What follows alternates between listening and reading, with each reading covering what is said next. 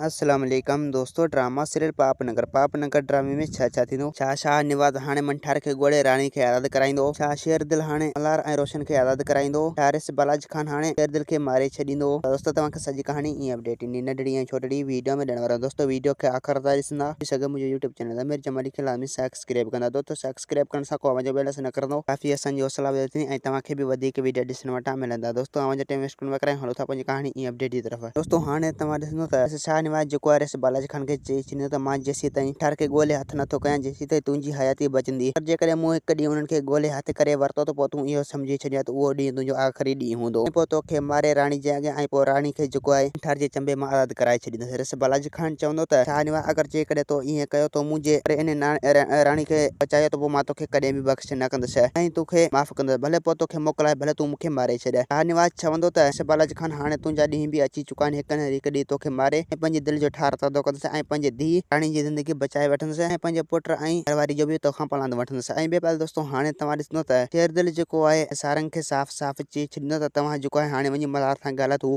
परेशान न थिए। तमामु जल्द जेको आहे असां मल्हार खे आज़ाद करे उन खां बाद रिस बालाजी खान मथां हमलो करे रिस बालाजी खान जो कमु तमामु करे छॾींदासीं। सारंग चवंदो त हा शेर दिल मां मल्हार ॾे ना पियो मोकिलिया थो त हू परेशान न थिए। हिकु ॿिनि ॾींहंनि जे अंदरि जेको आहे रोशन ऐं मल्हार खे आज़ाद कराईंदासीं। उन खां बाद रिस बालाजी खान मथां हमलो करे उन खे पंहिंजे अंजाम ताईं पहुचाए सभु हिसाब किताब पूरा कंदासीं। ऐं ॿिए पासे दोस्तों हाणे तव्हां ॾिसंदो त रिस बालाजी खान जेको आहे हाणे मुंशी खे साफ़ चई छॾींदो अगरि जेसीं ताईं मंठार हथ नथो अचे जेसीं ताईं अगरि जेकॾहिं तव्हांजे मथां शेर दिल रुख चढ़ी वञे त पोइ तव्हां शेर दिल खे बि घुमाए ऐं उनखे लेटाए अचो। मां बि ॾिसां त हू राबेल खे कीअं थो आज़ाद करे ऐं राबेल खे कीअं थो बचाए ऐं मुंहिंजी हवेली में कीअं थो हमलो करे। मुंशी चवंदो त रिस बालाजी खान बस तूं परेशान थिए। अगरि जेकॾहिं शेर दिल बि मुंहिंजे रुख चढ़ी त पोइ उनखे बि घुमाए छॾींदुसि मंठार खे बि घुमाए रखंदुसि। पोइ अची तव्हांखे इहा ख़ुशख़बरी ज़रूरु ॿुधाईंदुसि। रिस बालाजी खान चवंदो त हा मुंशी ईअं ई करणु घुरिजे। दोस्तों उमीद त कहाणी ईंदी आहे पसंदि असांखे ॾींदा हाणे वरी तव्हां सां मिलंदासीं नई वीडियो में। जेसीं ताईं पंहिंजो ख्यालु रखंदा। ख़ुदा हाफ़िज़।